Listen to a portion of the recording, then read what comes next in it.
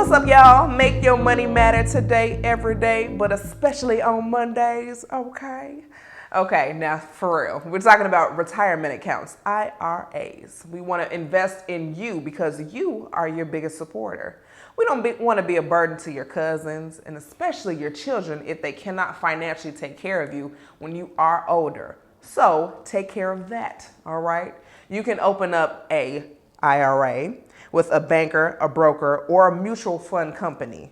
So you have your options there. You can explore those options on your own. I'm not gonna give you everything, just give you a little tidbit, okay?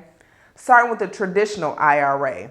Anyone can contribute to an IRA, a traditional one. You don't have to be a certain age.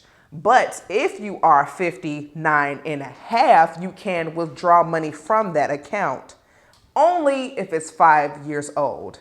Now I know, all these restrictions, how am I supposed to remember all that? It's okay, get a little notebook. I'm gonna give you the real quick rundown on a traditional IRA. You ready? Here we go. So it's tax-free when it's in the account, but when it's time for you to withdraw your funds when you're 70 years old, because you have to withdraw the funds when you're 70, you are going to actually pay taxes on that, unfortunately, in the traditional IRA, because the government sees that as your income. So the more you put in, the better you'll be. How much can you put in? Great question. $5,500 is how much you can contribute to your traditional IRA at a time per year. And that has to be deposited by April 15th. Isn't it funny how everything has to be done by April 15th? No, it's a conspiracy. Just kidding. But for real, by April 15th. Now, you will be penalized if you want to take money out of that account if you are not 59 and a half. And yes, I'm sure they probably counted down to the half portion of that 59. So it's 10% how much you will be taxed. So don't do that. This is an IRA account. This is for your retirement. You don't want to take it out. Gang, dang, dang, nabbit. Yeah, I did just stutter. Just go with it though. Also, for your traditional IRA, if you are 60 and above, well actually 51 and above, you can contribute $6,500. They can contribute a little bit more because they're closer to retirement age, according to the government, and they want you to have more money towards your retirement by that time.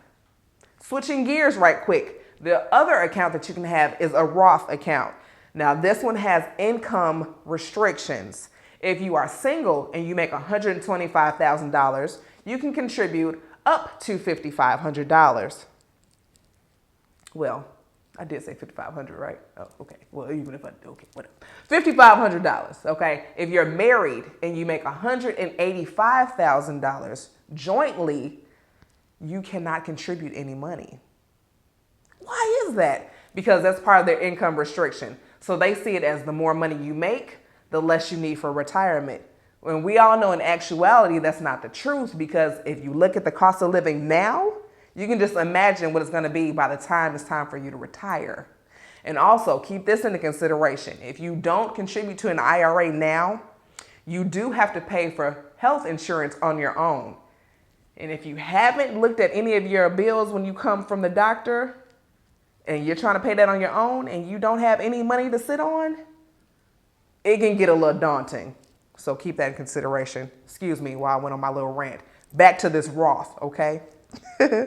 Now, it is tax-free when it's in the account as well, but you can take the money out of this account without taxes or penalties if you are 59 and a half years old. Now, they do have other let's say specializations that you can take the money out of, right? I just made that word up. That didn't even fit. But you can take the money out if you fall under, let's say if you're unemployed and you need health insurance, or if you need to use it toward education for you or people that are close to you in your family. But as I said before, we don't want to take this money because this is for your retirement.